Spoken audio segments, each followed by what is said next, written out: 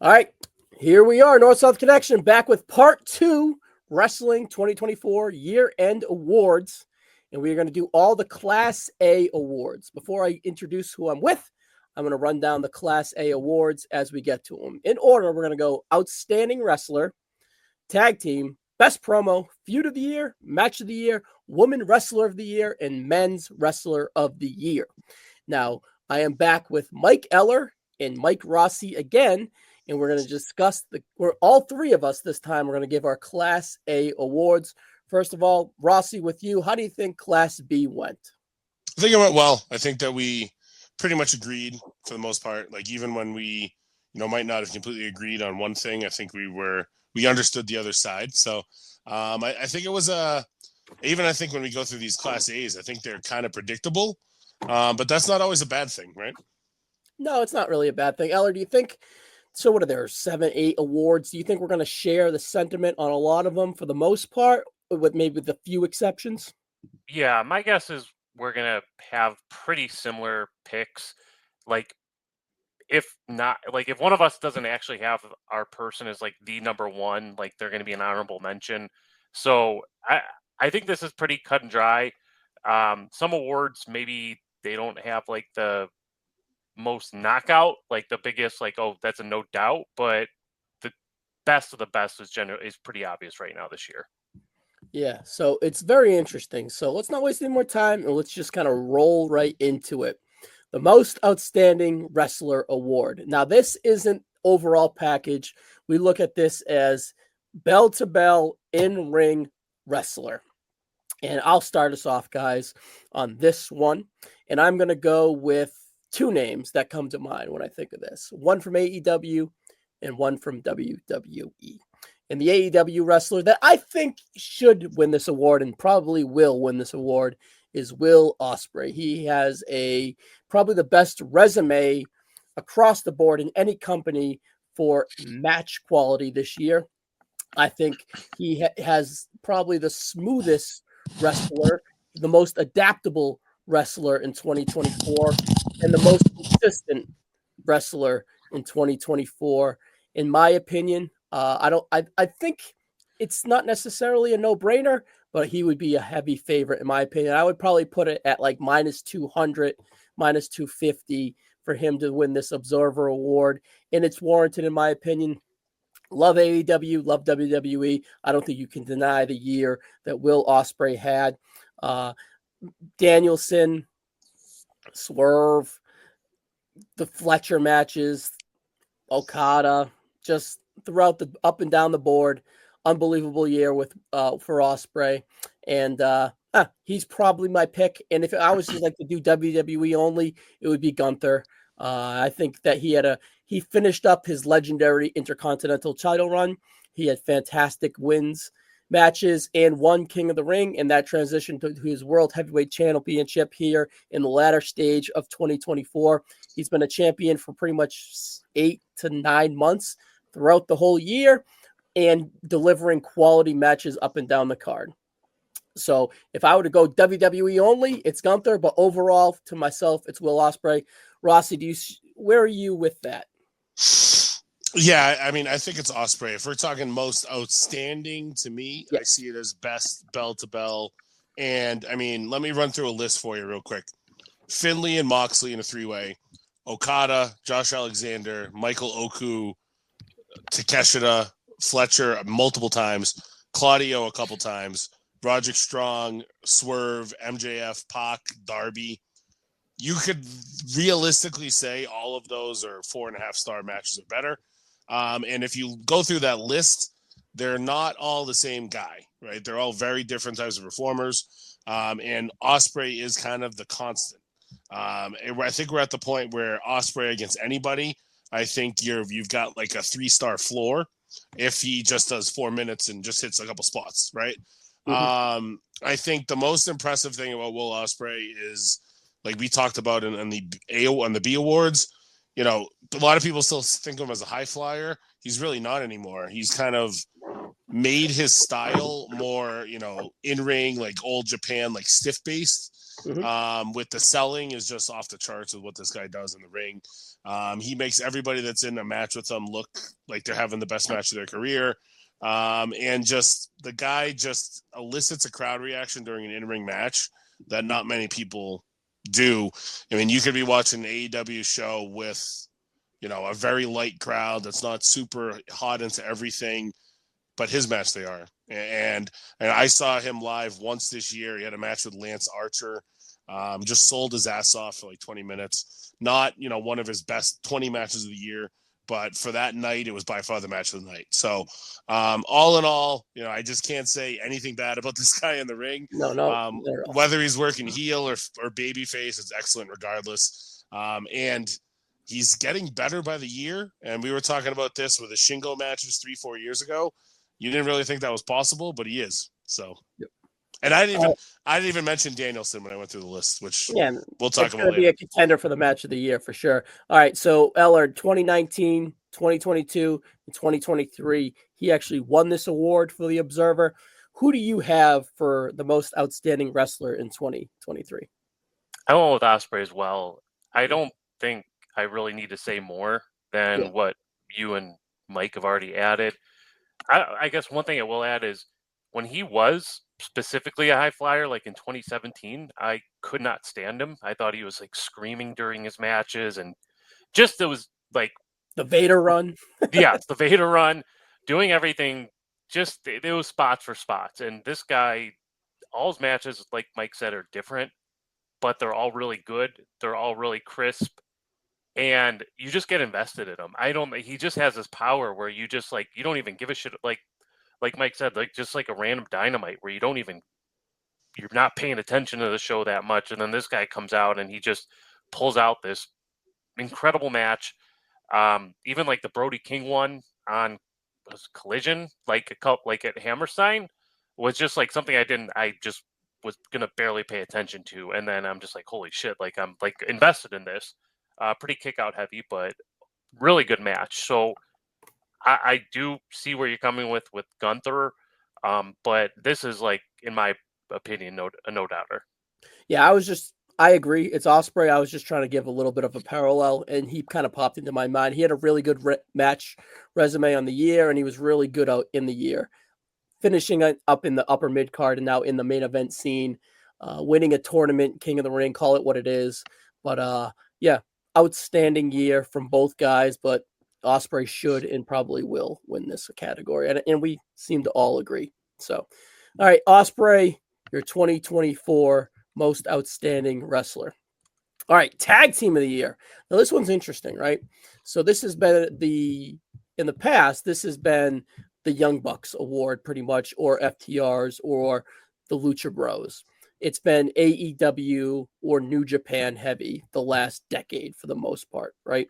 So interesting where we find ourselves now, because in the state of the tag team division here in 2024 is a little wonky, in my opinion. It's not what it could and should be. You look at the resume of tag teams on the WWE main roster, Raw and SmackDown, it's incredible.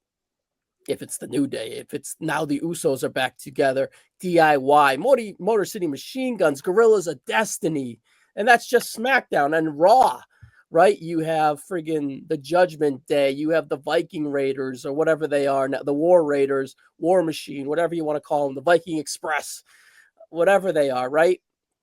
And Los Garza, teams like that. And it's kind of in the mud a little bit on the main roster. SmackDown with the Street Profits, Motor City Machine Guns, DIY, they're starting to kind of find their footing and get out of that mud. So, and then AEW, forget about it. Private Party's your tag team champs. It is what it is. The Young Bucks had an incredible match with Sting and Darby, but it was more of a spectacle than like a bell-to-bell match. I'm sure the Bucks have had outstanding matches throughout the year, but they feel checked out and uninterested in me. They don't feel like the Young Bucks of 2018, 17, 16, right? They don't feel the Young Bucks early in the 2020s in AEW having those outstanding matches like with the Lucha Bros in the cage, or with Kenny and Hangman. They don't really have those matches anymore. And then from an aura standpoint, And they're kind of like a negative now with that horrible Tony Khan angle, and then like the EVPs, and just out of touch, and the bad will and the sissiness and the fucking cuntiness. And I'm just over the Young Bucks. Like, you don't want to play business with CM Punk. Look at that CM. We'll get to CM Punk later, but like what we saw on Raw last Monday, can you imagine if they did that in AEW? What would they look like now with Kenny, the Young Bucks, and CM Punk? Like, let's be real. We'll go down that road another day. But I think that a lot of the ill will with AEW, you can kind of point that towards the Young Bucks. And will they probably win this award? I don't know. They were tag teams for the most part in AEW, and people voting for this category seem to be AEW heavy, right? But it's crazy for me to throw out a NXT tag team that has the chemistry, has the youth that the Bucks has a unique charisma that the Bucks has a unique connection with the fan base that the Bucks had, and that is fucking Axiom, and Nathan Frazier. These guys' resume is really bar none. I'm going to pull it up and kind of hand it to you guys.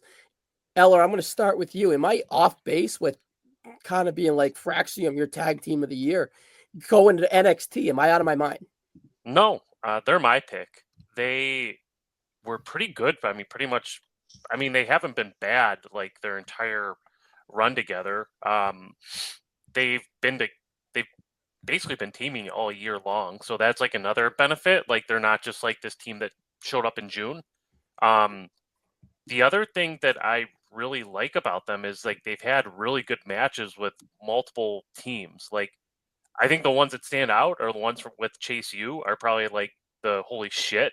Yeah. But they also had good matches with the Wolf Dogs, Baron Corbin and Braun. I think everybody knows them, but it's been a minute.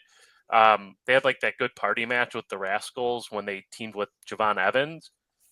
And I think like even like their most recent defense against a team I find really boring in Gallus, they had a really good match against them just on like the regular NXT.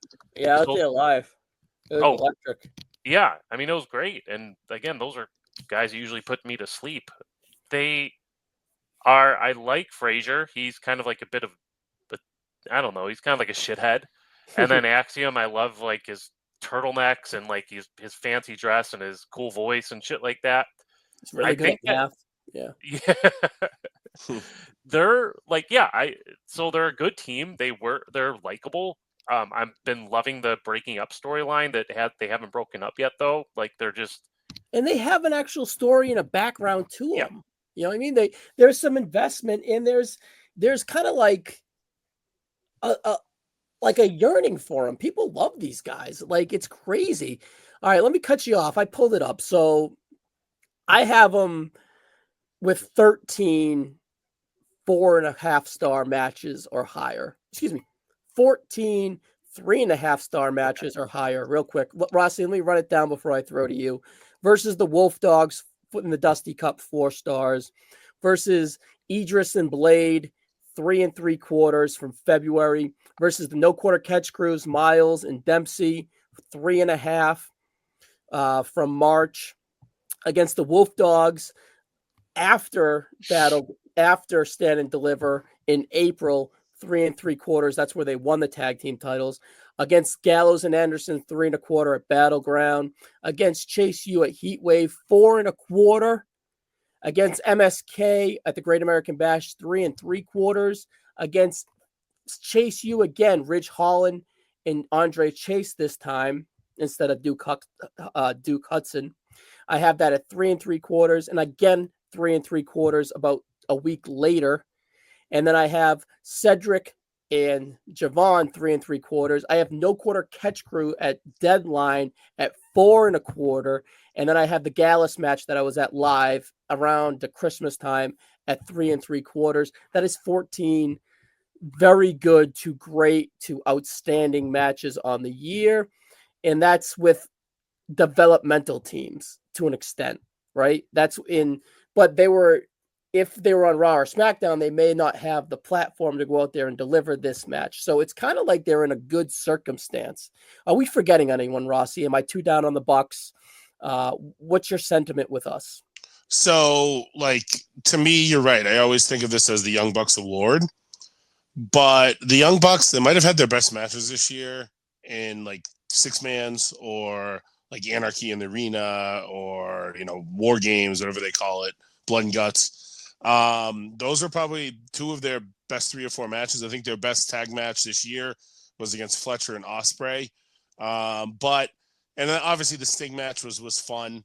But it was almost like their heel character wasn't to have good matches, but they also, nothing really felt fresh past what I just mentioned, where everything Fraxium did felt fresh. And what I found very welcoming about Fraxium's run this year is, like you mentioned, like a Cedric and an Evans, they weren't a tag team. Mm-hmm. You mentioned Heights and Bourne, they really weren't a tag team either. How many other times would you mention on your list, Ryan, how many Good Brothers matches did you even rate?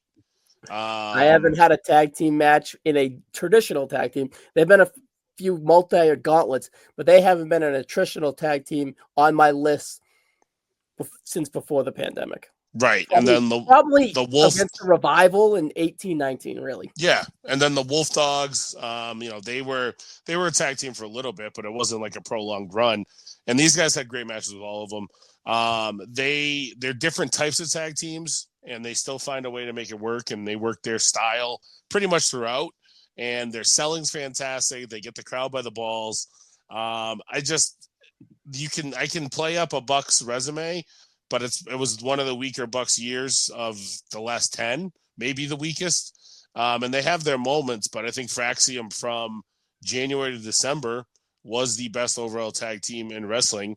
New Japan really didn't have anything. They have a 4-way at Wrestle Kingdom coming up. That's like 4 teams just thrown together. It's just, unfortunately, I miss tag team wrestling. Like when AEW started, I watched the first Dynamite this weekend or they just threw it up on like Max, and I was at the second Dynamite, so I watched that. Tag teams were in the middle of their tag tournament. I felt like the most important part of their show. It just isn't that anymore. And for that, it opened up the door for a team like Fraxium to come in, and I think that they kind of ran away with this award. Yeah, it snuck up on them, but it's really not. The resume's deep. It's really, really great, and they do feel like an actual tag team. Mike, you talked about the character work that they went through. There's investment with them, and when they go to the main roster, I hope they're together. I really do, because they have great chemistry, and they would fit right in on SmackDown and just crush it, right? Or on Raw, on Netflix, and get super over to a new audience. They have some weird, unique charisma to them that's just connecting, because singular, they don't really connect in a way, but together they just mesh and have great chemistry, and the charisma shines. And I think it's a no-brainer. 2024 for Axiom, guys. I think the way that they also like kind of teased that they had animosity for the bulk of the year, but never actually delivered on it, kind of added to their mystique too. You know what I mean? Yeah, and that's how they started. They started as rivals, and then they came together for the Dusty Cup. Yeah, and it made it feel like they're friends fight. Like they're just like buddies that just got into, I think more to the booking, like they didn't have to break up. And I hope they don't break up, because like the SmackDown stuff, I'd love to see them against Motor City Machine Guns or DIY. Or the Street Profits. That'd be great. They'd be great against the Viking Raiders too. They'd be awesome, So yeah, that's who it is. And I think it's 2 in a row where we kind of have a consensus here. And I wonder if that theme will continue on to the next one. And that next one being best promo. Now, this is one where I feel that we all could have differing opinions. Let me kind of start here. Now, I think recording this on a Thursday, January 2nd, kind of helps us out a little bit here, because on December 30th, there was a legendary promo to close the USA era out from Monday Night Raw. And before them, I had 4 names written down. And those 4 names were Drew McIntyre, CM Punk, Cody Rhodes, and The Rock. I don't think MJF has had the feuds, so to speak, to kind of sink his teeth in to have meaningful kind of promos, right? Worst feud of the year. So. Yeah. So even his mouth couldn't really get him out of that. So he's the guy that you would think. Moxley, I can see people saying, "Oh, he's cut great promos," but this Death Rider shit is horrendous. To be fair, He doesn't. Yeah, he's not making any sense. So I don't think that there is a AEW guy from a promo Jericho's promos are terrible. I don't think there's an AEW guys out there that would like jump off the page. And the promos that the WWE guys are cutting, that especially the 4 that I mentioned, are incredible. Drew and Punk had a legendary feud, perhaps feud of the year, built off promos for the first 6 months of it because CM Punk was hurt. And it was like a feud within a feud with Seth Rollins in between them. They'd done a great job intertwining it, and all of it was built off of promos. And CM Punk, to get injured at the Royal Rumble and then to kind of find himself being compelling on TV while hurt, the legendary March promo before WrestleMania where Drew was on the table and he was calling Seth a bootlicker and a corporate stooge and calling Drew the chosen one and all that stuff. The promo he cut in Chicago before Drew took him out. Countless top tier promos from CM Punk. And then to cap it with that promo of a lifetime from Seth Rollins. And in my opinion, CM Punk outstaged him when Seth was given all the ammo and the jabs, and then Punk was just given bare minimum jabs, so to speak. But the compellingness, the facials, the emotion, the tone, all that stuff that we saw CM Punk with Seth Rollins with, cemented to me CM Punk feud of the year. Cody Rhodes has done a great job.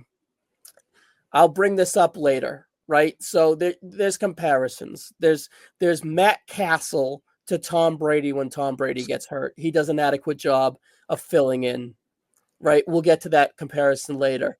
But then there's Joe Montana to Steve Young, and you're elite. We'll go to that later. CM Punk, Cody Rhodes is Steve Young to Roman Reigns, Joe Montana. And a lot of that is built off promos. The promo that he cut with The Rock, when The Rock, quote unquote, stole his spot, and the ground swelling that we'll get into Cody Rhodes later. He's not winning promo of the year, but he deserves to be mentioned. Drew, I'm sure you can make a case for him throughout the year, but all his great promos have been based off of CM Punk and around CM Punk. And you see Seth Rollins having a career promo based off and around CM Punk. Now, if you want to make a case for The Rock, I'll 1,000% listen. To turn that, to not get his way, to pivot, and to turn into The Rock, the final boss, those promos, even though they're 30 minutes on Instagram before, are fucking incredible as well. All-time promo year from the WWE. The WWE's back on the stick. And you have some legendary top-tier Mount Rushmore promo guys delivering. This one's super hard to pick. I'm going CM Punk. Mike, I think it's Rossi, it's your turn. Where are you going? Am I glazing CM Punk way too much? Or is it my tone of him spraying everyone on this list who I considered enough to be like, he brings everyone up to his level verbally, and that's important too. So where right. you at with my sentiment? So first off, I want to give Bryan Danielson a shout. I think he had like 3 or 4 like awesome promos this year. Kind of spread out, and maybe he didn't have like the body of work overall to kind of match the other guys. But I think as a whole, AEW doesn't give their guys as much promo time because they try to get as much wrestling in as possible, which is, good and bad sometimes. But I want to at least give him a shout because I feel like, I wanted to at least mention, because some of his, like, if we were to break down like individual best promos, he might be in the conversation. Here's where I'm going to kick back and I'm going to say Drew McIntyre. I think Drew McIntyre had by far a gigantic leap forward in his character. Mm-hmm. But I think he was the one that kind of, I'm not saying that he made Punk have a good year, but I think he kind of brought Punk back into like his comfort zone. If you look at Punk's like Rumble promos leading into the Rumble, I don't want to really mention his like return promo last year after Survivor Series. It was 2023. He was kind of paint by numbers. I think that there was a couple times Punk was coming out there just to get the CM Punk chant going, and he kind of had some lame duck promos out there. Drew like turned his promo up to 1 million, obviously in the Punk feud, but also leading into like when after he hurt Punk in the Rumble, which obviously wasn't part of the story, but they turned it into one. And he went towards like Elimination Chamber. He went towards his Mania match with Seth. Seth, remember, was mostly gearing up for that Rock match, the tag team. And it was really kind of heavily Drew promoting their Mania match, right? I just thought he was awesome. I thought that the way that he was, just blaming everything, like the thing at Mania when he was in the front row tweeting during the match, just added to his character. And I thought as a whole, he was somebody I would never have mentioned before. But, if we go through everything that he did leading up to like the Hell in a Cell match, again, I think Punk was great too. And maybe Drew didn't have as good of a moment with anybody else because Punk was so good there. But I just think he kind of is the one that brought the CM Punk back that we always knew and love. Where if he did not have the good promos that he was having, maybe we don't get that same fire out of Punk as early in the year as we did, right?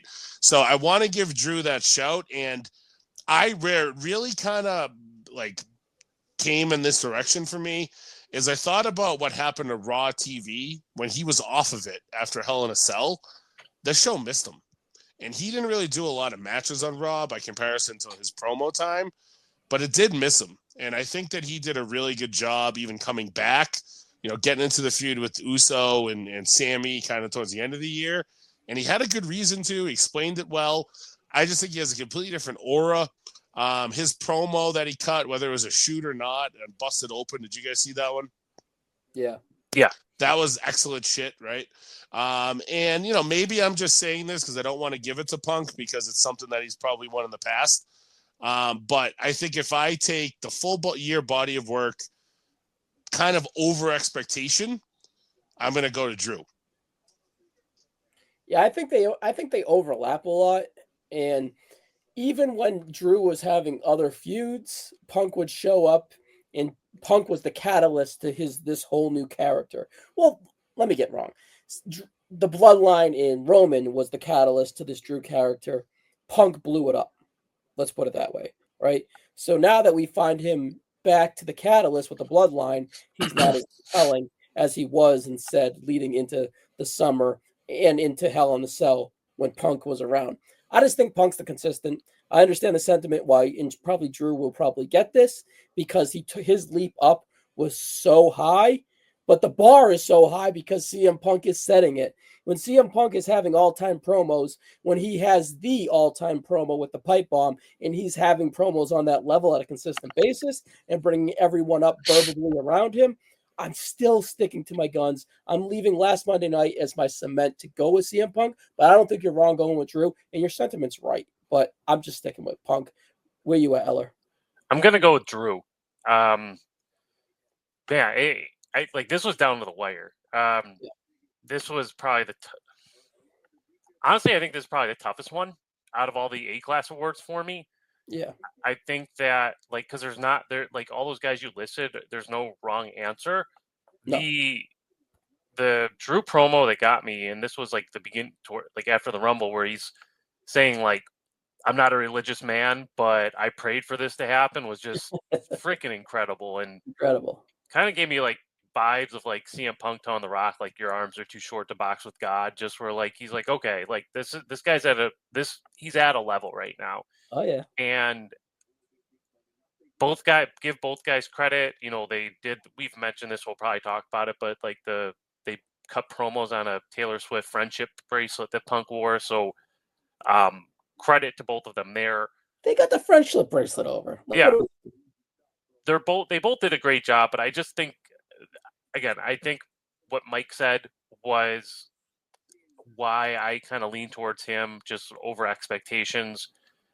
I will. No, I don't think you mentioned him, but I do have to give a shout out to Gunther. It's not even so much like his promos are scathing or anything like that. It's just like when he delivers them, just like the happiness that he gives. Like when Gunther said like to Bret Hart, like, my favorite wrestler was Bill Goldberg, and he just has this smart ass smile on his face. For a guy that I just never expected to be a good promo, he's been fantastic this year too, and he's maybe not even top 5. But I just wanted to give him a shout out because I think he's done a really great job too. But overall, my pick would be Drew McIntyre with Punk at close 2. Yeah, and no, The Rock I would probably have third here. It's just the 6 weeks to 8 weeks isn't enough, especially with the volume of a resume that Drew and Punk have for promos of the year. But The Rock stuff was electric. A little long on the tooth on TV a little bit because of the Instagram stuff, but love him or hate him, he's must-see TV. Yeah, the Instagram stuff was the best stuff of the year. It's just like you said, there wasn't enough of it. But even mind you, him on the first Raw day 1, they showing up with Jinder. that motherfucker got over Jinder for a while. Yeah, right? He got Jinder head of the table line. Yeah, yeah.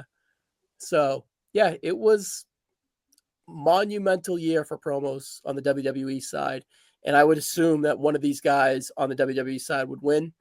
I think it's going to be Drew, just because, Ross, you make such a great point of his leap up being the highest, and that will probably yearn the people's votes. And Punk's been there, done that, right? But I don't know. I just think he's had an outstanding year, and he couldn't wrestle for 6 of it, and he was so compelling on TV because of his mouth. And he touched Drew. He moved Drew, and even his stuff with Heyman at the end of the year with the bloodline in Hell in a Cell is incredible too. So I think he can't miss this year on promos. So I'm going Punk. I'm not changing off Drew. Drew's a close second, but yeah, great year, and probably Drew should win it and will win it. All right, feud of the year.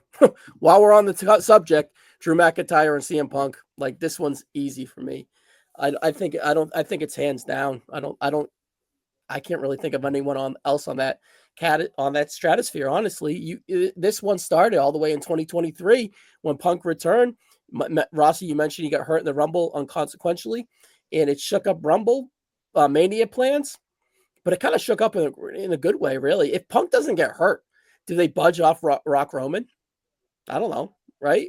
Like, they may not, but they would have gotten there in a different way. It might have been a triple threat, honestly, which would have, because Seth would have been tied more into Punk, and yeah, I mean, at least I think so. He was the champ. Yeah, right?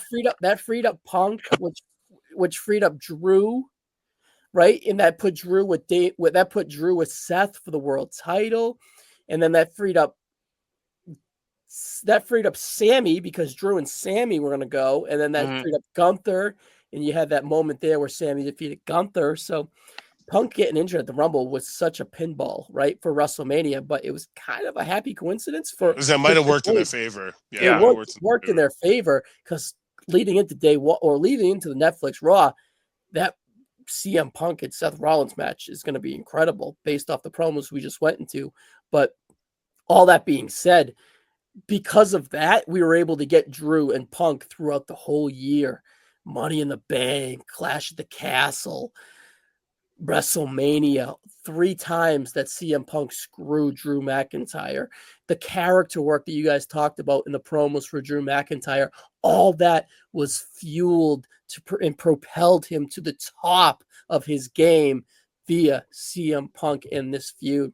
The SummerSlam match, 3.25 stars. It was wonky because Seth was the referee, but still, once it started off kind of rocky, CM Punk hasn't wrestled in a long, long time, but they really caught a groove towards the end of that. And it got hurt because it was based around a bracelet, a fucking bracelet, a childish bead bracelet was the center point of this feud for the longest time. It was the sentiment of the hate of these guys. The fucking stupid bracelet got over because it symbolized the hate and the vitriol these guys had for each other, leading into the strap match that was great at what was that? Was that Bash of Berlin? No, yeah. That was Bash in Berlin. That was Bash in Berlin. Bash in Berlin, yeah. He screwed him at the castle. Excuse me, Yeah. I screwed that up. And then the big Hell in the when they announced Bad Blood, we knew where we were going, right? And we knew the pinballs that were getting there, and it didn't hurt the build to this feud. And Hell in a Cell is in 2024 is impossible to deliver, and they hit a fucking home run, right? They were born on third base, and they hit a home run. Like, it was fucking fantastic. It was all it needed to be. It was all it should have been, and Feud of the year. I don't think it was match of the year, but I put it at 5 stars. It was outstanding. It's a top 3 match for me for the year, where I have 3 at 5 stars. It's just every big pay-per-view of the year, these guys pretty much touched. Rumble, throughout, up and down, electricity, the Mania moment too, where Drew wins the belt for 5 minutes and 5 seconds. He gloats in CM Punk's face. I fucking did it. You wanted this. You couldn't do it. I injured you. He flips out, causes the cash in with Priest. It's just awesome. Ella, you're up. What do you got? Yeah, it's my pick too. I maybe like 2 months ago, even like probably before the Hell in the Cell match, I thought maybe Cody and the Bloodline, but again, that was over in April, and we still had 2/3 of the year left. The thing I love about Drew and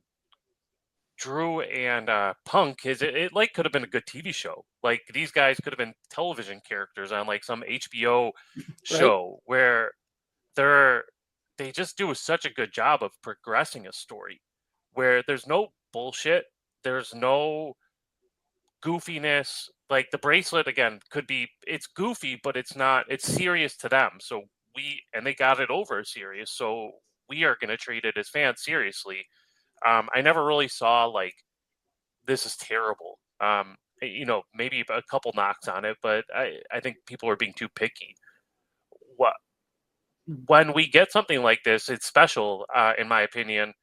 We might not get this good of a feud maybe for several years. I'm not going to say there aren't going to be good feuds, but I don't know if they'll knock anything out of the park like this, where one thing I love, and you touch on this, Ryan, is the matches got better and better.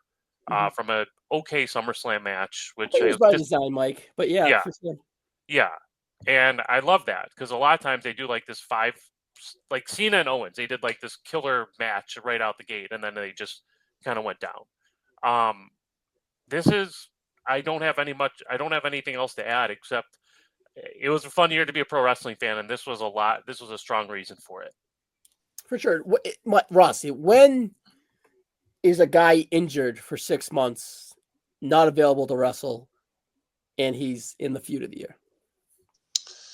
Yeah, no, it's very rare. And the feud was just awesome. Like, they didn't have to have active matches for it to not rule. You know what I mean? They were able to do things in a way that they kept TV interesting, even when they couldn't wrestle each other. And that is such a rarity these days.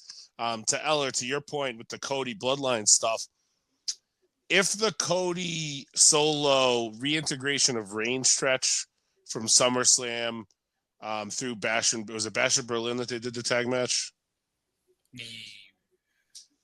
No, that was Bad Blood. That was Bad Blood. Bad Blood, that's right. So if that stretch was better than it was, then maybe that's in the conversation. But it's kind of 2 different feuds, but kind of not. You know what I mean? It kind of felt the same. But, I mean, for like a 2-month stretch, Rock and Cody and Roman was fucking great. But longevity-wise, it's got to be Drew and Cody. Drew and Punk. Liv and Rhea worked really hard this year to make their feud matter. And I think that in the absence of the women that were around them this year, your Becky being out, your Charlotte being out, they did about as good as you could for those two. Whether they fabricated how bad Rhea's injuries were to make the heat on Liv stronger, it worked. Whatever they did, they had a fun feud, and they're going to pay that off in early 2025. But they just lacked the match, in my opinion. That's what I was going to say. But like, as far as match quality goes, they weren't to that level, but they were probably like the C or the third option behind the other two. So I wanted to at least give them a shout. And I'm thinking AEW wise, nothing was really long enough. Everything was kind of quick spurts. Like I think Ospreay and MJF had a really good, like, fun month. Nothing's concentrated over there. Right. Honestly, the best singular feud in AEW this year was probably Mariah May and Tony Storm. Yeah, good call. Yeah. And that was one match. So, and they're gonna come back to that now, but that angle was probably their best angle of the year. So, I mean, the Bucks and Sting and Darby was also pretty cool, but everything, again, it's like a month at a time. So it's one of those categories you feel like had to be WWE related, and if that's the case, Punk Drew is a no-brainer. Yeah, this is when we looked at these Class B category or Class A categories. To me, this was the easiest one. I thought, like, this is the one that I felt that we're not going to have any disagreements on. Besides the tag team, this is the only one that I wrote down a singular name on my board, right? So, yeah, I think, the Bloodline overall has been in the conversation for year after year after year to me. I just feel that it took a step back with Solo, and we'll see where that leads in 2025. But this is just on another level. It's like on that Bloodline level of years past. It's just a no-brainer, and it should win. And if Punk doesn't get this with the Observer, they're all just fucking marks and out to get him. Fuck them. Like, fuck those guys. Well, not them, because I know it's voted on between the listeners or whatever. But, like, fuck that. I get what you're doing, and fuck you. Right? It's Punk and Drew, hands down. Yeah. All right, we're almost there. We are fucking breezing through this Class A thing compared to the Class B. And the next one we have here is the match of the year. And oh boy, this one is a three-headed monster in my opinion, and it's kind of what you value. Based off of the feud of the year, I think Hell in the Cell from Bad Blood between Drew and Punk should be on this short list. I think WrestleMania 40's main event should be above it on this list. I have both at 5 stars. I have the Hell in a Cell as a weak 5-star, and I have the Cody and Roman main event also at a weak 5 stars, but it's more impactful. And you hear me say weak 5 stars, and you kind of laugh a little bit, but it's true. It's 5 stars based off the feud, culmination, and the quality in ring. It's just not the toppest of tier. And the moment at 40, actually in ring, bell to bell, I feel like they had a better, like, Cody and Roman were incredible at 39 together, and that spilled over to 40. But all of the gaga and the moment of 3.5 to 4 years culminating, and Cody deserving it, and all of it being an absolute home run, may have watered down like the moment, but it didn't. It added to it. It watered down the match perhaps, but the moment will live on forever, right? It's really should, and I believe it will. So those are my 2 WWE matches that I feel that should be on this list. And if it was WWE only, I would probably go the WrestleMania 40 main event for the match of the year. And that's crazy that WrestleMania main event is match of the year, because it's so highly regarded and so hard to please. And they did that this year, especially with the momentum of the 3.5 to 4 years. And that's such a pivotal point, and they nailed it. And that momentum has really carried Cody on throughout the year. But for me, it's Ospreay and Danielson from Dynasty, April 2024. Guys, it's fucking outstanding. It's 2 of the best wrestlers of all time going out there having the best night of the year for each of them. It's incredible. It's really, really special. Ospreay's on a completely novel level. He's the most outstanding wrestler throughout the year, and it really propelled Danielson into this title run that he has in this 2024 kind of farewell year that he has. And it started at this night, and he's great as well.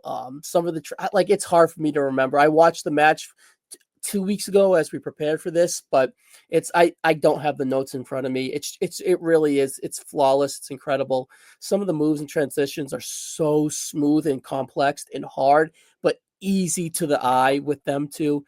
It's effortless, which is incredible for the heights of the wrestling that they were at that night. It's great. Rossi, I think you're up first to go second here. did the WWE matches compared to that? You're on mute, by the way. Sorry. Yeah, no, they didn't. Like my feeling that I had at the end of Cody and Roman was off the charts. Like as far as like marking out and just the way that everything went together, I knew what was going to happen pretty much other than the Undertaker thing. And it still hit me. You know what I mean? So that was just so beautifully done. But then you fast forward like 2 weeks after that, and this match happens, and I felt every bit of the same thing. And that was obviously this is a match I was excited for, but it wasn't a match that I was waiting a year for like the other one, and it still hit me the same way. 32 minutes and 40 seconds.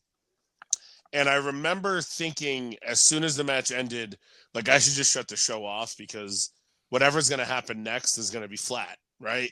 Yeah, and I think that the match after that was like FTR and the Bucks, and they probably had a good match, but at that point, nothing could be good, right? It was just like emotionally draining watching that match. From the Tiger Driver, thinking Bryan Danielson's dead. They just, they walked the fine line with reality and a work at that point. Obviously, everybody knew it was a work because of what was coming later in the year. But it was just so well executed. And we only got these guys in a ring together once. And I hope that we don't do it again. As Danielson, he'll probably wrestle again down the road. But this is one that I don't want to do again because this one was just so beautiful. But you say that point, Mike. That's a really good point. You say that, and Omega and Okada, their second match was better, right? But I don't. The best, yeah. Right. I don't see how these guys could be better than this. Just everything that they put together, the storytelling, the aggressiveness, the want to prove to each other that they're better than them. You felt that all watching this match, and we could talk about the Ospreay match with Takeshita at Revolution. That was fucking awesome too. He had a lot of awesome in this year, but this was the one that as a wrestling fan, I feel like you were watching this and you felt the most of just like, holy shit, this is, as you're watching it, you're like 15 minutes in, you're like, this is one of the best 5 or 6 matches I probably ever watched. And then the finish was even better. So I can't, I'm not even going to try to argue anything else. I think this is by far the best match of the year. Yeah, Eller, have we not mentioned anything? Is this a 3-headed race, but is it really a 1-headed race? And if you were to pick a WWE match, what would it be? Just kind of the balls in your court. What do you got? I'm picking for best overall match. I'm picking the main event at 40. Okay. You're not wrong either. I think it would be deserving. I just was the emotion in it was just, I just had way too much emotion. The story of Cody returning over the last 2 years, and it just, for me personally, that was what I cared about the most. I was there live for Mania. My company that I work for is based in St. Louis, and I have to come into town 3 times a year, and that happened to be one of the times. So I was live for Ospreay and Ospreay and Danielson too, and it just was a different type of excitement. Like I was so pumped about that match, and it was like this, what like Mike said, this is like one of the best matches I've ever seen in my life. But it's just like an all-time moment for me, and I know that doesn't necessarily, maybe for a lot of people, go into like an actual star rating, but for me it does. And I can't get away with it. I just can't get away from that feeling that after that, for the next like 3 days, I was just riding a high. So it's close for me. I know that Ospreay and Danielson's definitely going to win, and I probably should, but I just think the over-the-top awesomeness and the story just pushes that for me. Other WWE matches, outside of the Cell, I know Meltzer gave AJ and Cody 5 stars. I'm not that high up. Yeah. Did he give it 4.5? No, I gave it 4.5. Okay. That's where I was. Yeah, I was surprised by that. I thought it was an awesome match, but nothing that blew me away. So that's an option. Yeah, I had the 2 WWE matches at week 5-star matches, and I had the Ospreay Bryan Danielson match at 5+. quarter. I go Dud to 5, and I had that at 5+. What's up? Meltzer's a mark for a good crowd. Yeah. So I mean, Could have that's just stopped that at Mark. he could have. Well, when there's a really good crowd like that AJ Cody match had, it gets probably an extra 3/4 of a star at minimum. Yeah. Which is a cheat code, but it's also like, come on, be yourself, Dave. Right. And like, kind of to your point too, Eller, I can 1000% say that I can imagine the Cody Reigns match live being a better experience than Ospreay and Danielson. It's the best time I've had at a WrestleMania, and I've been to like 10 of them. Yeah. Legit. Just because like the Undertaker pop, the Cena pop, there was just so many things involved and intertwined in that so match. High, they fucking delivered on a lot of levels. Right. Like the last match of a 2-day weekend, well, probably more than that for most people that were there, to deliver the way that it did and get the crowd by the balls from the opening bell on. Nothing's gonna beat that, right? But at home, Ospreay Danielson's better, but I can definitely see live why someone would say Reigns and Cody. No, like I just said, it's the best time I've had at an event in all the events I've ever been to was that main event, and I'm still giving it to Ospreay and Danielson. It's just from a pure quality standpoint. But I don't think you're wrong going Cody the main event 40. It's emotional, man. Like I rewatched it and I legit gave it 5. Like Cody's entrance, I was like, wow, this feels fucking big, and I know what's happening. And I kind of low key can't stand Brandy either, right? But it was just enough. He set the tone, the look in his eye, to knowing that he's the journey that he's been on, and I just felt a connection with him through rewatching on TV with the look in his eye, and yeah, man, he delivered. He wrestled as good as WrestleMania 39. 39 was better, like bell to bell. And I only went 4.5 on that, and I went 5 on this one.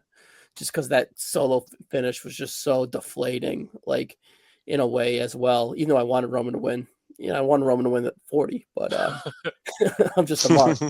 But yeah, like I said, I don't think you're wrong. I would like to hear back if anyone else had any other people. There's nothing else at Wrestle Kingdom, is there, Mike? I don't think so. No. I mean everything Ospreay did in the States clears what he did outside of the States. And not everything, but like the Oku match was very good. There was there's been a few of them. Don't get me wrong. I think if I was to add one other match in, just so I'm not forgetting it, I mean they're all fucking Ospreay matches, but maybe the Sabre Danielson match in New Japan. If I was to throw something non-Ospreay, non-WWE in, that would probably be it. So, and TNA, they even had their best match of the year was a Will Ospreay match. So Alexander and Ospreay was right there too. All right. So the matches of the year: 2023 Omega versus Ospreay, 2022 Okada versus Ospreay, 2021 the Lucha Bros versus the Bucks in the Steel Cage, 2020 the Bucks versus Hangman and Kenny from Revolution, 19 Ospreay versus Shingo Takagi, and then 18 and 17 were Okada and Omega. The last WWE match of the year was what, guys? Can you guess? Not. It is in the 20s. It is in the 2020s? Yeah, 20. They were on a heater. They had 4 in a row. 2018 Jericho Michaels ladder match, No Mercy. Oh. Okay. 2009 2010 Taker Michaels at WrestleMania, and then 2011 Punk versus Cena Money in the Bank was the last WWE match, and then from 2012 all the way to 19 was New Japan, and then 2020 and 2021 was All Elite, and then the last 2 years was New Japan, and I assume this year is most likely going to be Ospreay and Danielson. Danielson and Swerve was up there too.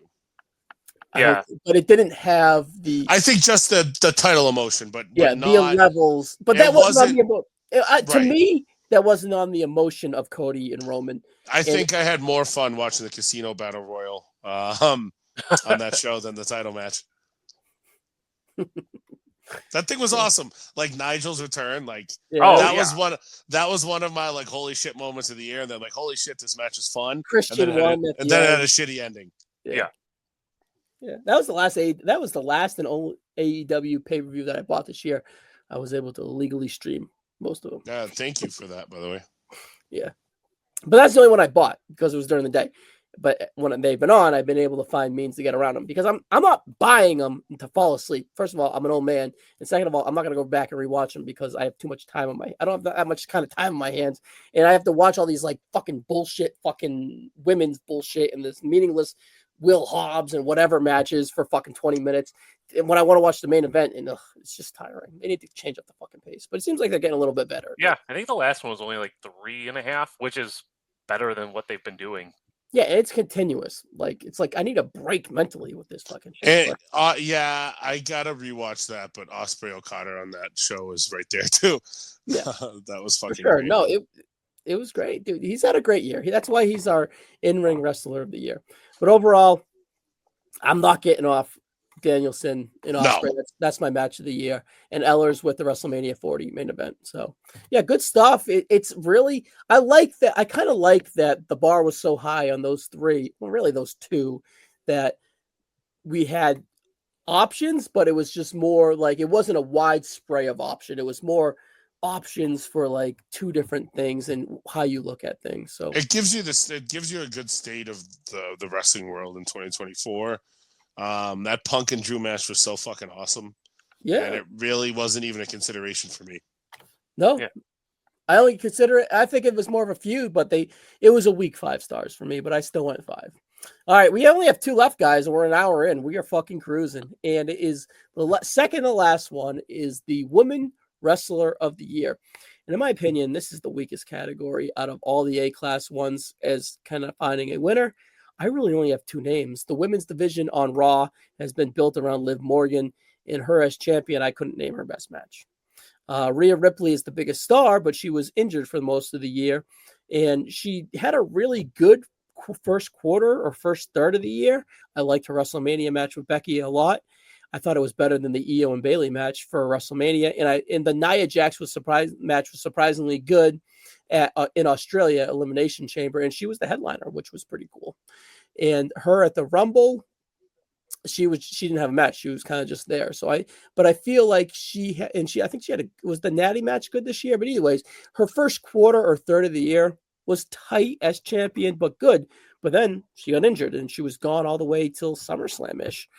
And the division kind of felt it, right? Becky did a good job of putting Liv over and setting her up for success out the door. But Liv was more like, it was more to establish Liv as a character. And she really lacks the depth in wrestling to win Wrestler of the Year from the women's side of things. And then on SmackDown, Bayley's run was horrendous. It was disappointing. It was the best match was the Backlash match with Naomi and Stratton. Probably the match she won the title. Oh yeah, with Io. Yeah. I found it flat, Mike. I found it was very good. Well, but it was probably the best of hers. Yeah, I know. That Backlash 3-way, people fucking love it. I thought it sucked. So I thought the crowd was great, but it was a botch heaven from the bell to bell. I think I went 3.25 on it, honestly. Right? I think it was good enough. And Bayley, you remember Stratton for being super athletic and Naomi kind of being the glue. When Bayley should be the glue and Bayley should be the star. She was a mess. And then she drops it to Nia. And Nia has done a decent job, but the bar's so low because it's fucking Nia, right? And it feels like it's so stale waiting for Tiffany to take over. So that on the main roster, the women's scene has been horrendous. It's a bummer. It was like I was so happy for Bayley to win and the Rumble was cool, but it just like realizing that it was happening, it's like, oh shit, this is bad. Or not, it's She not like her winning the Rumble, she laid around in it, and she was yeah. like, it felt so forced. Her coming in at 3 and lasting, and it was like very Jericho-esque, where she just like hung out in the Rumble and really didn't do shit. Guys, But the best woman on the main roster this year from an in-ring perspective Io, might have been Michin. yeah, she's the glue, right? Well, if you consider the Jada match that she had, which well, was yeah, awful on outstanding. NXT. But I mean, she got way better matches out of Chelsea than we would ever fucking thought. Yeah. And that's not to say anything bad about Chelsea, because she can go to. She's not a wrestler. But yeah, she's a character. And I thought their street fight, where she ended up in a dumpster, and their Saturday Night's main event match were far over delivered. She had a good Naomi match. I feel like Michin was somebody this year that, like, when they needed her, she fucking brought it. Yeah, she's solid. Honestly, if she gets like a US IC run early in the year, she should be considered like towards the end of the year to be pushed at that main event level, because she has all the tools. She got some shit to her as a character. I like her, but for her, it wasn't her year. But all that being said, the women's side of the WWE literally non-existent at this level. So what is this level? Like, is it just Roxanne, who has been champion where since she beat Lyra, but she beat her. That was Stand and Deliver. Yeah. Was it at Stand and Deliver or before Stand and Deliver? Stand and Deliver. All right, so she beat her at Stand and Deliver, and then they brought all this influx of talent around her. Zarya, Julia, Stephanie Vaquer. She gets teamed back up with Cora Jade. And then you have like the lower card people that are like working their way up, like Lola Vice. She had a really good match in series with. Jada Parker, she had a good match with. So she's been the glue of the NXT division. But it's also NXT, but she's main roster ready. You stick her on AEW, she's probably the best worker. You stick her on Raw or SmackDown, I'd like to see how she translates in that muddy water, right? What does she have to her where would she translate? So it's like been a kind of like a red herring in a good way that she's been on NXT to establish this role and go out there and have a killer year as a kind of in a quote unquote development territory. So it's crazy that AEW or NXT would have tag team and woman wrestler of the year if we were going to pick a WWE woman wrestler of the year. But is it just based off of character, elevation, and mainstream appeal? And it's so hard to kind of break through that ceiling as a star in AEW, in my opinion. And is it just Toni Storm with the timeless gimmick? Her breaking all that awesome character work. The title reign was pretty decent and good enough. And is it enough to give it over Roxy? Because to me, it's just a two-headed race. I'm not sure where I'm going yet. Eller, what do you say? Am I missing anyone besides them two? No, you covered the main roster. I really wanted to give it to Ripley because of her star power, but yeah, like you said, she missed. What's her best match? I don't know if you can name it. The best Becky, but yeah. Yeah. So everything else has not been great. It's Roxanne, the best match on that card. What's Roxanne's best match? Is that beating Lyra, or what was that match? It was she has a bunch of very good matches. I think my favorite was probably Thea Hale. Yeah, that I had that that at was 3 great. 3/4. All right, let me look it up. You guys go. I'll look up my Roxanne thing. I would give so I'm with you on it's between Roxanne and Toni. Bill Simmons. Yeah, go ahead. Was the sports guy or Bill Simmons has this thing like with NBA MVPs where like you get a certain pound trophy for depending on how big of an MVP you are, like 86 Larry Bird or 2013 LeBron or 91 Jordan. Like they were just like monster seasons. They get this like 50-pound trophy because they're the fucking best. But like Derrick Rose of 2011, it's almost like a participation trophy. Like, yeah, I guess you're the best player. Sure. It's a weak year. It's a great way to put it, Mike. Yeah, it's not a strong year. Toni Storm was good, but she wasn't on. Again, she like it was a lot of character work, and she wasn't on. She missed TV too. I think I would give it to Roxanne. She was the most consistent. Like I'll give her credit for turning heel. I didn't think it would work, and she's done a bang up job. Yeah. yeah. I like her back with Cora, so she can do a lot of these tag matches. Maybe if my favorite match may have been like the 5 women, the 5-on-5, at the Yeah. 2300 arena. It just felt like the vibes and the star power is really good.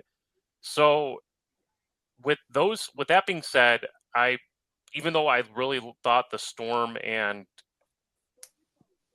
Mariah May feud was solid, there's a lot of stupid shit in there too. That I thought was kind of like bogus. So I'm gonna give it to Roxanne. All right, Rossi, before I throw it to you, I brought my 2024 Roxanne Perez spreadsheet up, and this is what I got. Lola Vice and Lyra Valkyrie from NXT Vengeance Day, 3.5.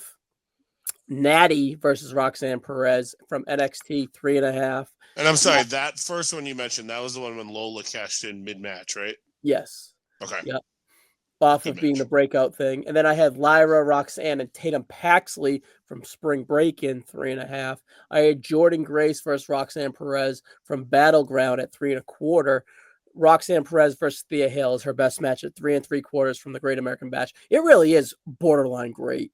Halloween Havoc, Cora Jade and Roxanne Perez versus Julia and Stephanie Vaquer, 3.5 from Halloween Havoc. And then I have the 10-person tag that Mike mentioned at 3.5. And I don't think she's had anything at this latter stage of 2024 where I haven't added November yet onto my spreadsheet or December. Just like the singles with Julia, which that was October. It was a little, I don't think it wasn't great. It wasn't great. So I think, like I said earlier, it's the year of very good 3.5-star matches, with the Thea Hale one being excellent, well being borderline great, or outkicked its coverage. Let's put it that way. What do you weigh more, like very good in-ring work being the glue to a division with all these moving parts coming in, or do you like the jump up star power? Or is there anyone else we're overlooking? So I have 3 names. But I'm giving it to Roxanne because I think she did it for the majority of the year or the full year, where the other 2 didn't, right? So I'll talk about Roxanne first because we just went through it. But, I mean, just give the names. A good singles match with Lyra, a good singles match with Lola, a good singles match with Thea, and a non-gimmicked match with Jada. I only say that because Jada had a hell of a street fight with Michin. Think about those girls. I mean, there's probably a combined, Lyra's got experience, but Lola, Thea, Jada, they've probably got a combined 100 matches under their belt, right? And she had good matches with all of them on big moments, big spots. I really feel like where she brought that women's division is what allowed the door to be open to bring in your Vakers, your Zetas, your Julias. And I think that keeping her there to kind of put all the pieces together as all these girls are coming in, building their new character, whatever, has been the key to all of that working. And I think NXT set up to have this phenomenal 2025 with the names that they have there, even if she might be a foot out the door during it. But she's fucking 23 years old, guys. You know what I mean? There's not, like, for her to have the year that she had at that age, with the level of lack of experience that she was having with those people, meaning not her, but the people she was working with, is off the charts, right? So I went with Roxanne. Toni Storm probably had the best, like, 2 or 3 month stretch when she was really kicking it with that Timeless character. Her best 2 matches, though, were with Thunder Rosa and Mina Shirakawa. Not newbies by any stretch of the imagination, and people that, you know, they're somewhat veteran workers or veteran workers. She should be having good matches with them on pay-per-views, right? Where Roxanne, again, Thea Hale on a Tuesday night, blew the roof off the place. Then I'm going to give a shout out to Mercedes Moné. Yeah, she's gotten better. It's just because I feel her last quarter of the year, she really figured it out. She had 2 great matches with Statlander. The one at Full Gear was good. The one at World's End was even better. I don't know if you guys watched the match she had in California with Hazuki on the Strong Style show. Probably the best women's match of the year. Not even close. Okay. I think that she's really kind of figured it out. She's got her legs back. I think she's going to have a really good 2025, assuming that they don't fuck it up. And she's making like women like Willow, women like Statlander really kind of find their best form of themselves in their matches with her. And I really do think that we're going to be talking about her in 2025. I think her character sucks. The music is kind of cringeworthy, but she's putting it together in the ring, and she's kind of found it there. So I do think it just, again, Toni Storm had like a 2 or 3 month stretch where she was awesome. Mercedes had about a 2 or 3 month stretch when she was awesome. Roxanne did it all year.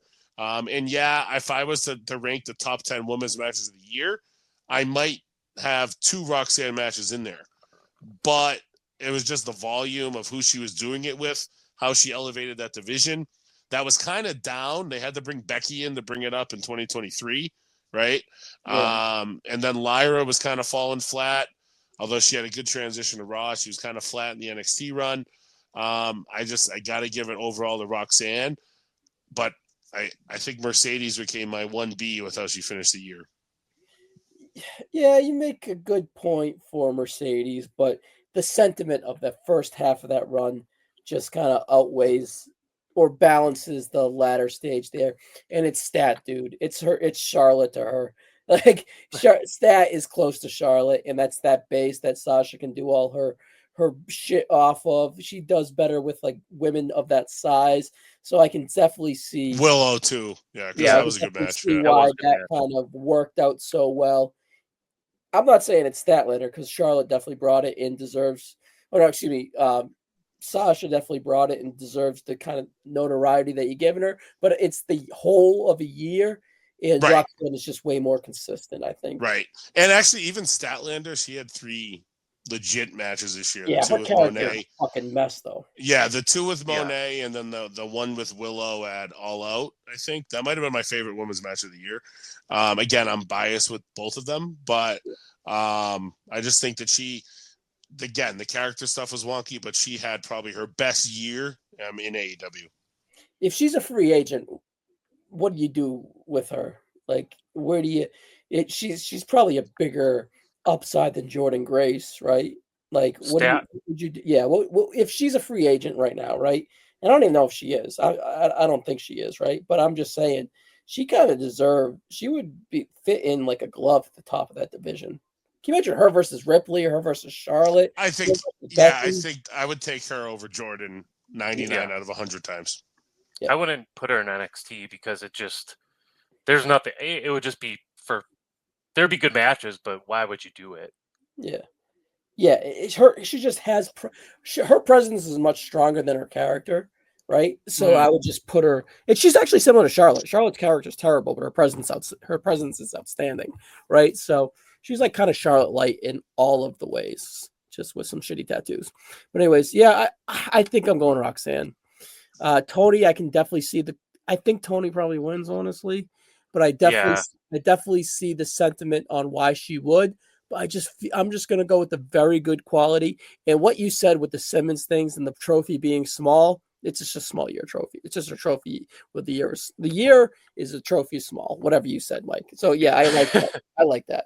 I think based off how everything's looking, Charlotte coming back, Becky coming back, Mercedes finding her footing, mid-card titles. I think 2025 is going to be way better for this category. It has to be. Yeah. In the tag team division. They're going 3 hours. They're running out of excuses. Like, they need to put efforts into these 2 divisions, and they should. And I think they will. And I think they're in a good spot. So I'm looking forward to it. All right. Wrestler of the Year.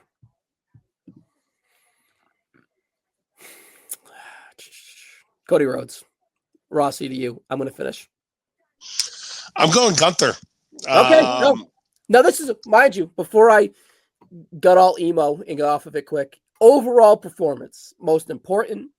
The guys that won it in the past, this is the Ric Flair Award, right? It's the most outstanding performer, not in ring. It's the whole package.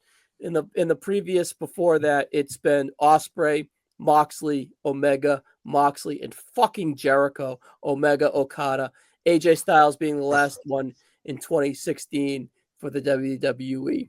So I think it's Cody. I think it's deserved. I'll get to it in a little bit. What do you say, Rossi? Before I cut you off, I just want to say overall complete package. I wanted to separate the two.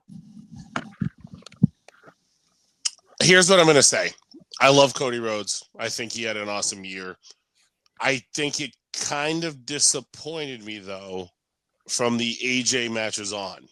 Okay. Well, really the Backlash AJ match and on. And again, crowd might be why I thought that match was good.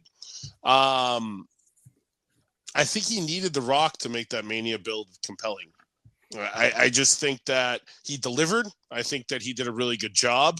I think his performance at Mania was obviously off the charts. I just think of what Gunther meant to so many different people on that roster this year. Let me just kind of cut through it really quickly. Sami Zayn, he loses the IC title to. From there, that IC title felt way more important than it has at any other point, just because Gunther then lost it to Sami, which then meant Braun Breaker beating Sami meant more, which meant Jey Uso, who needed a title run, beating Braun Breaker meant more. And then Braun winning it back also felt like a big deal. And then if you look at his other singles matches, Kofi Kingston, really good match. Jey Uso, Dom Mysterio, Sami, Sheamus, Orton, Priest, Cody, the three-way with Finn and Priest, super versatile. And kind of to what Eller was saying before, he found his promo too. And he was able to just become a fully rounded character. When I was a big Walter fan back in 17, 18, I was always like, yeah, this guy can work in WWE, but A, he's got to lose weight, and B, he's got to figure out how to be a promo. And he fucking did both of those. And I feel like 2024, with him getting his first world title run, the work he did making King of the Ring feel important, made it feel way bigger than it has in years. He just all in all had a strong year. His first adversity in the loss to Sami, and then when he had the second adversity in the loss to Cody, they knew enough to make it a part of his character that he was down on his luck. I think the stuff with Priest was really cool around that point because it showed him vulnerable. It showed that he was able to deliver with the odds stacked against him. It kind of started transitioning him over to a baby, which we'll see if that ends up happening. But all in all, I just think the Cody Reigns match was the single best moment. But if I'm thinking about what happened on main roster WWE that impacted the most single individuals, I think working with Gunther got more people to that, upper echelon in ring. Like Randy Orton had two of his best matches in God knows how long with Gunther.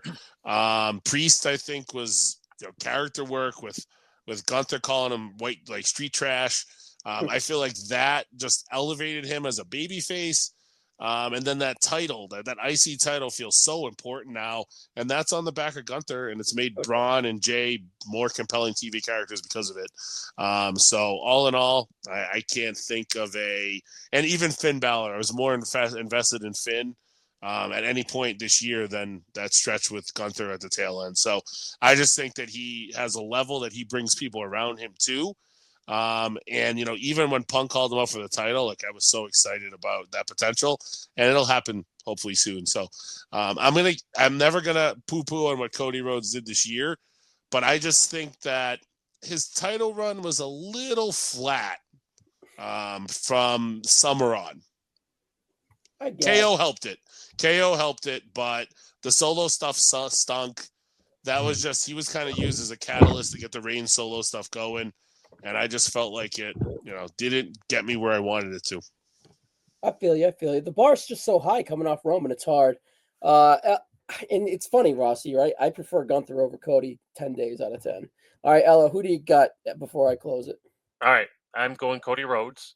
I know you want to definitely kind of cook on Cody, so I'm going to let you do that. So I wanted to set the table. Yes. So I wanted to pick my second guy, who I wanted to go over who I would have second, which is Will Ospreay, behind Cody. I thought Will, most outstanding wrestler. I think we all definitely agreed upon that.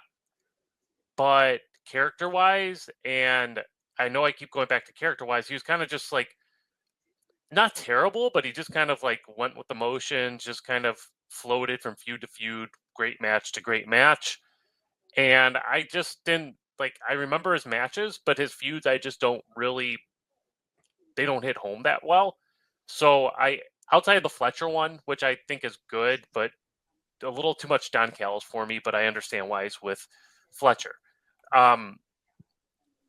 Cody, I just start to finish, he did have, like Mike said, he did have that blah solo shit, but he had part of the biggest WrestleMania moment of all time. One of them, the Roman and Cody thing felt like a Mega Powers or Mega Maniacs or something, like 2-bit, like the best of the best, like teaming up, which you don't often get.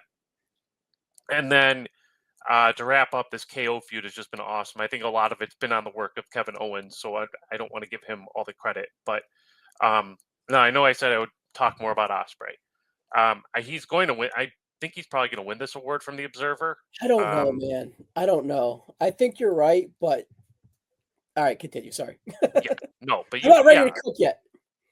So I think he would be a great candidate in a lot of different places. I mean, he's like 10 trillion times better than Chris Jericho when he won in 2019. Fucking awful. Yeah. So he'd be a great candidate. He's close for me, but I think Cody is like a once in a, maybe not generation, but he's ran with it as a champion, and I'll give it to you, Ryan.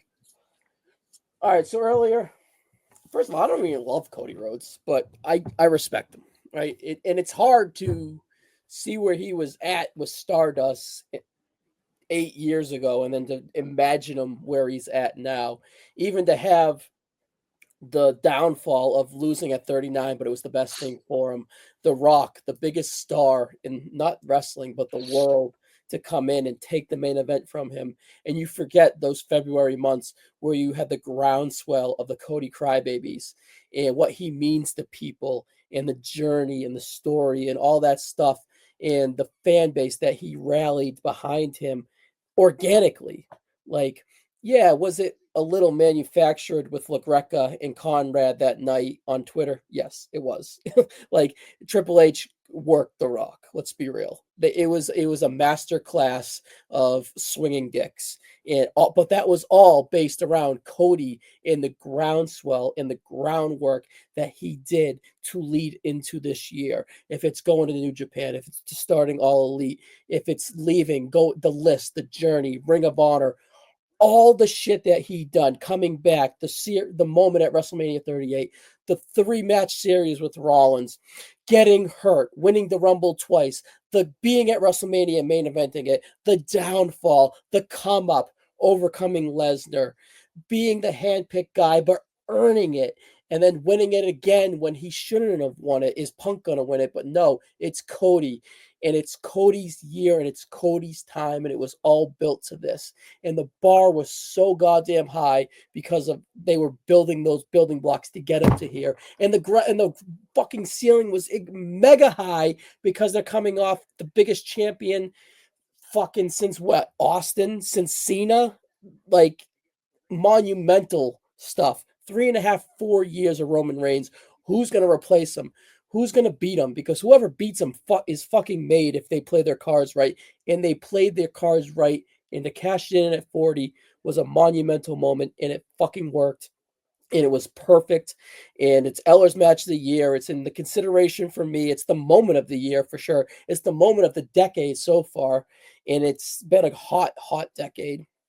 And everything coming off. Earlier, I brought up Matt Castle and Steve Young. This is Steve Young beating the San Diego Chargers and getting the monkey off his back. Roman Reigns is a legendary WWE performer. He's Joe Montana, and Steve Young came in and replaced him and the team didn't miss a hiccup, if not even only got better and stronger and so on and so forth. Cody's been there. He's done the grind. He's here full time. He's going to carry that SmackDown brand when all the hot shit is Raw and Netflix. But every Friday night, you're going to see Cody on SmackDown, and the goodwill is there and everything, and he still feels it. And is he at a 10 anymore? No, it's impossible, right? He's probably at like a 9, 9-1, but his legacy is built, and it's all based off that moment at 40, and it delivered. And that should be weighed for the match of the year. But now let's talk past 40. And let me just bring up his resume, because a lot of this is wrestler of the year, and a lot of that is within the ring. So this is what I have for Cody on my spreadsheet for this year. All right, street fight with Nakamura, 3.5 from Raw. Winning the Royal Rumble, he won it 3 3/4. Drew McIntyre, 3 3/4 on Raw.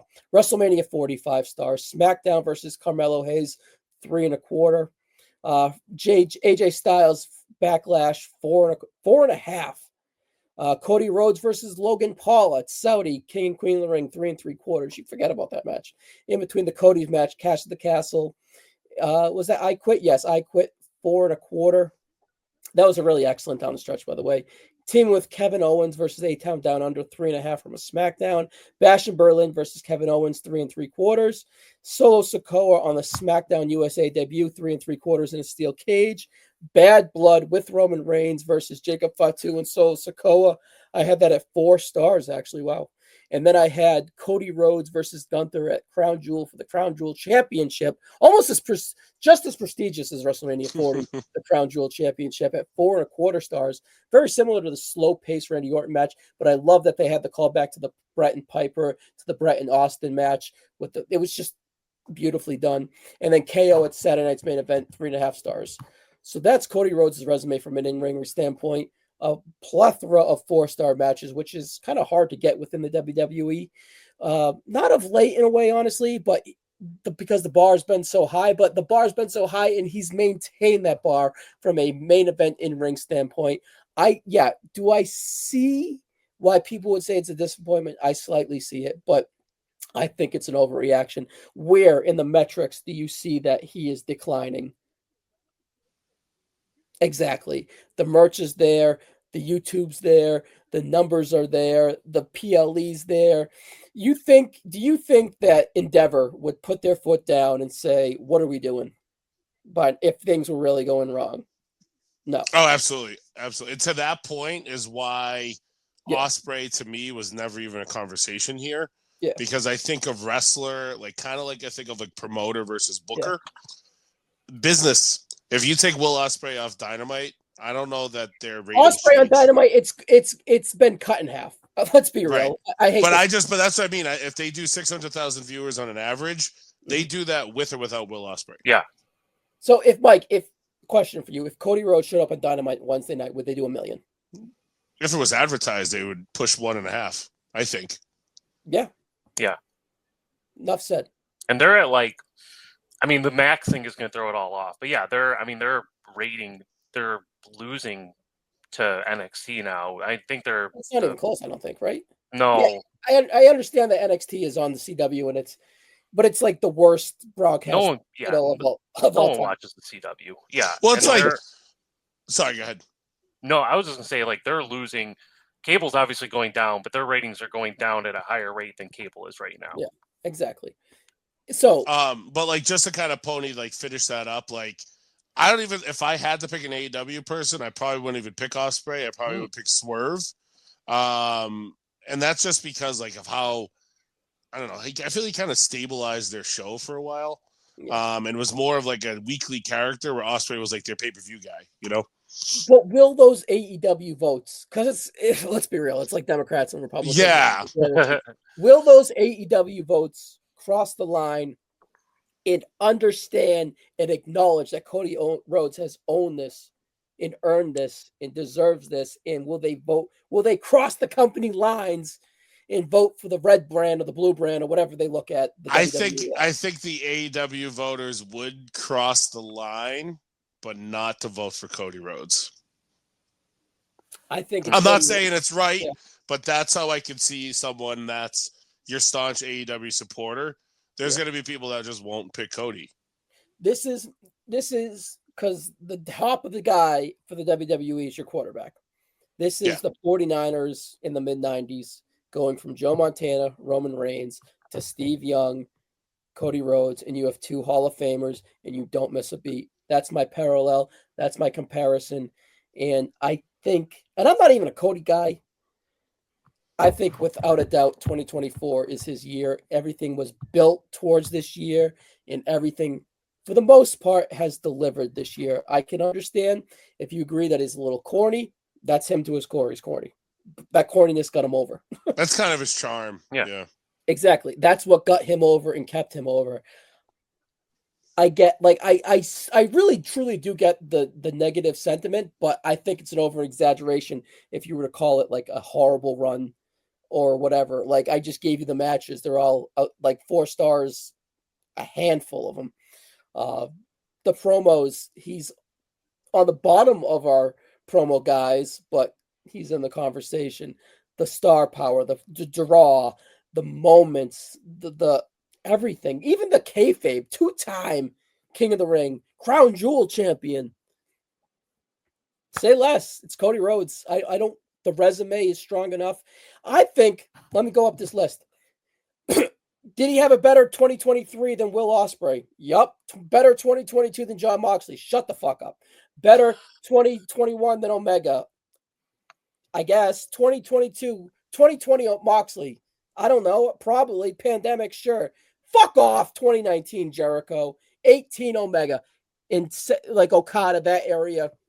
Okay, now we're talking about the Cody Rhodes tier now. Will those 2022 is what I'm still thinking about.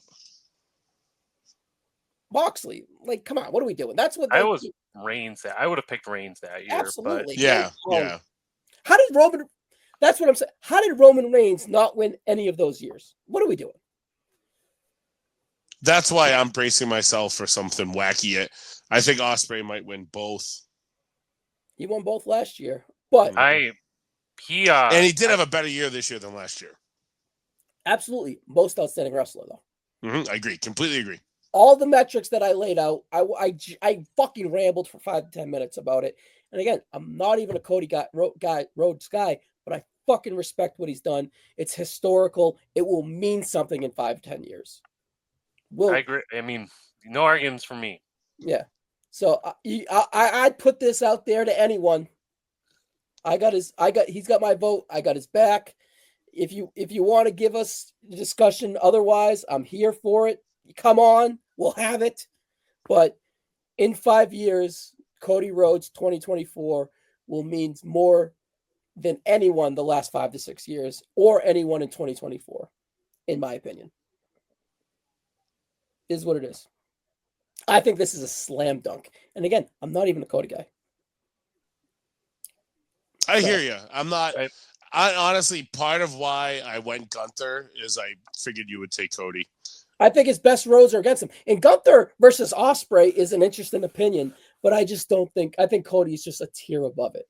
Yeah, I just think I think Gunther's become important to. And I love it. Rating Can you imagine when we get to that Coder and Gunther moment? I think Gunther's might kick his dick in from a character standpoint, like in face to face, moment to moment. I think Gunther might kick his dick in.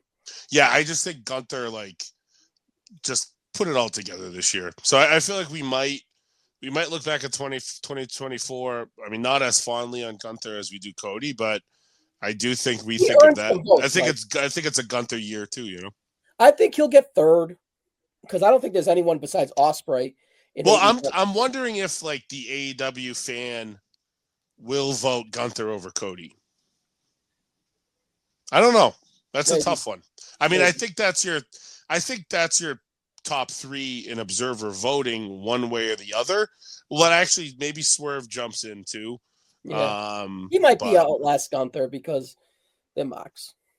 And the Hangman stuff was great. So yeah. Hangman might get something. Honestly, Hangman for promo, he should be in retrospect here. He could have been the AEW promo. Danielson's gonna get a bone too here, I think. Yeah. But all right, guys, we're at the tail end of it here. We went through in an hour and a half. We banged it out. We were long-winded, but we made it. Any Eller to you, 2024 as a whole, overall thoughts?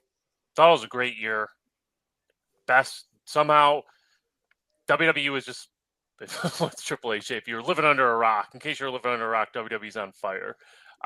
Didn't think they could top 2023. I think they did though. This has just been awesome for even going back to like when Cody debuted in 2022. We've been on fire with WWE, and I love it.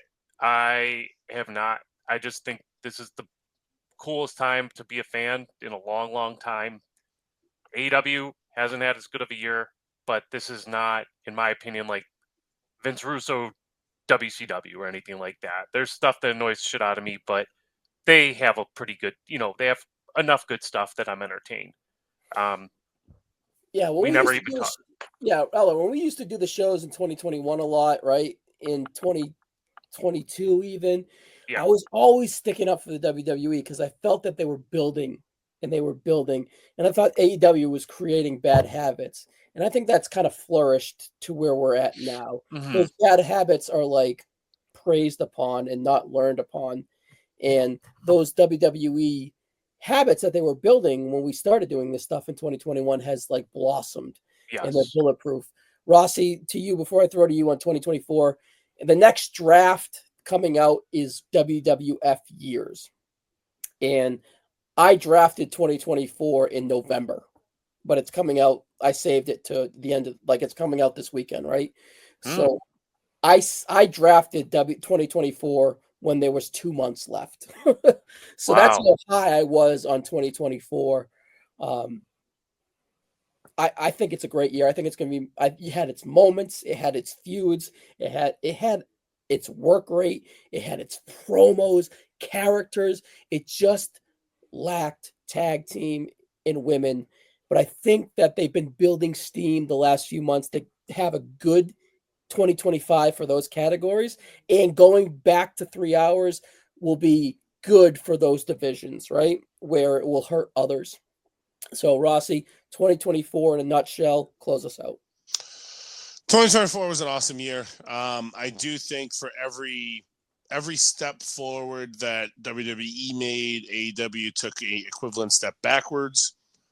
But I'm going to give them kind of some respect at that because I do think all roads for both companies from the beginning of this year of 2024 into 2025, all roads were heading to 2025.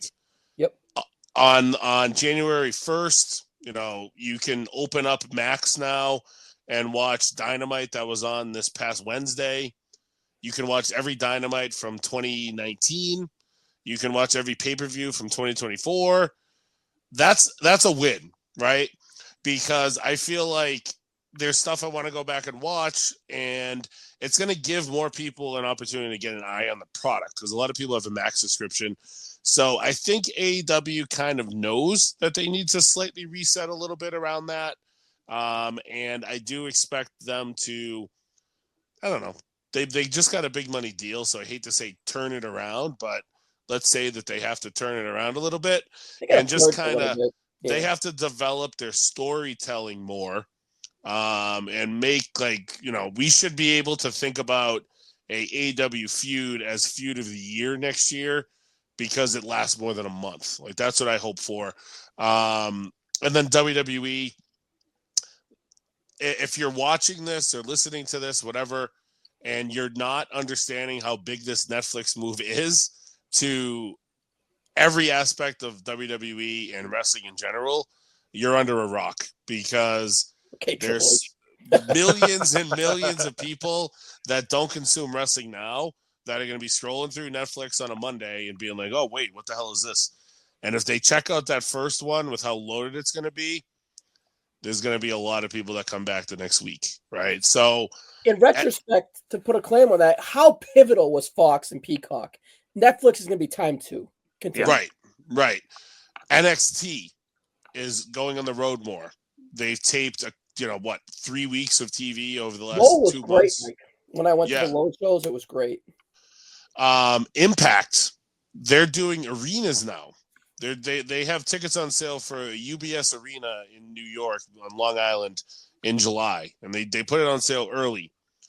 Back to AEW, they're doing all in Texas.